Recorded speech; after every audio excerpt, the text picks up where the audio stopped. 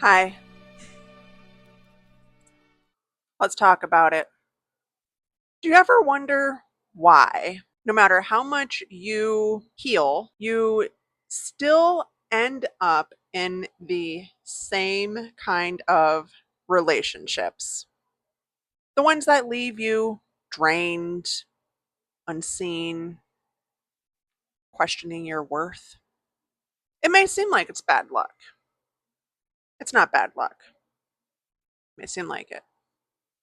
And it's not that you're broken, it's that your nervous system still thinks that's what love feels like.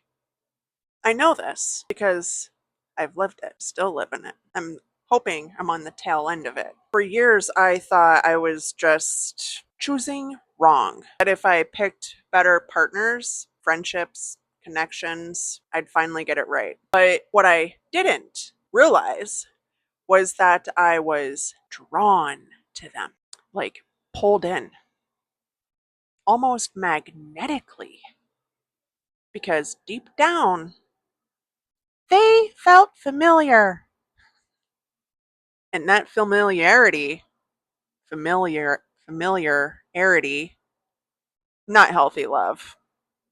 I realized recently it was the same emotional climate I grew up in. For some of us, that meant a parent who was emotionally unavailable. And for me, one parent who was just not there, and that would be my birth mother.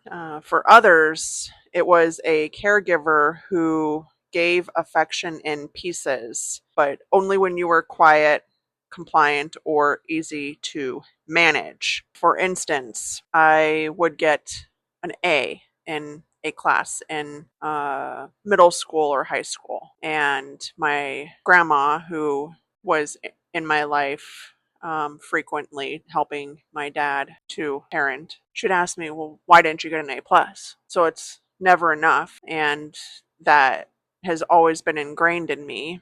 And then it was coldness. Otherwise, not a lot of sharing or hugging or talking or nurturing or anything like that. And it definitely taught my nervous system that love equals inconsistency, love equals chasing, love equals proving yourself. And that's probably why I have now just got my third fucking college degree to try to prove something. When you meet someone in adulthood who triggers those same patterns, your mind calls it chemistry, but your body is just recognizing the emotional language it's fluent in. And without realizing it, you'll keep recreating the same dynamic because your body is more committed to the familiar than it is to your happiness. It's part of that ego driven life where the ego wants to stay where it knows how to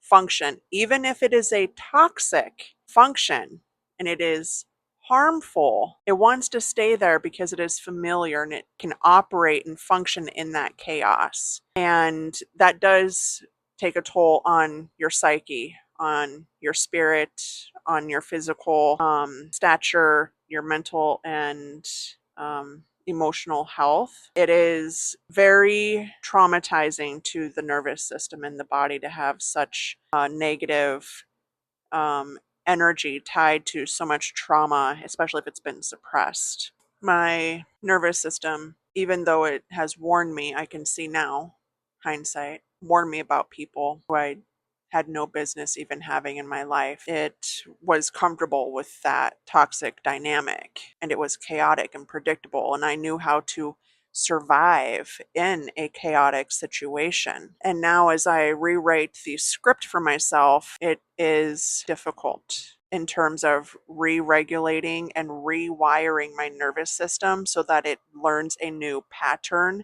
that is safe and healthy and that is embodied in me. And it is not outsourcing true trust, loyalty, love, validation. I'm learning to give that to my inner child myself, and it is very difficult. Take this with you. The cycle doesn't end when you find the right person. Get that out your mind. There's no one right person. It ends when you become the safe person for yourself that you needed all along that you never had. That means noticing when your body lights up for chaos. Remember, previous video I said that dopamine, butterfly, anxiety, high adrenaline. Oh my gosh, this is a flood of emotions. And you're like, oh wow, this is great. No, red fucking flag. Red flag. Abort. Instead of running toward it, pause and ask, is this love or is this my wound? Yeah, put that mirror up to yourself. When you choose yourself, you retrain your nervous system to recognize safety as the new normal.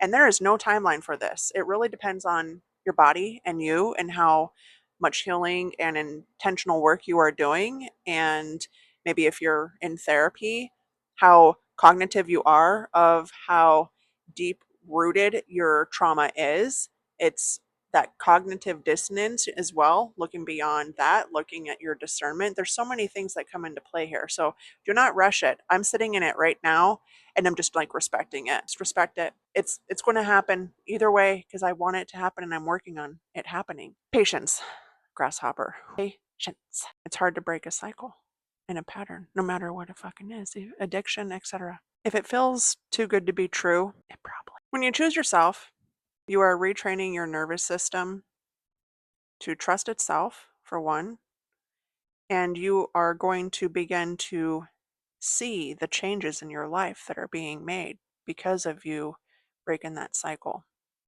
Just something to think about. I hope you're safe. I'm sending you love. I appreciate your support, and I hope that you take care of yourself.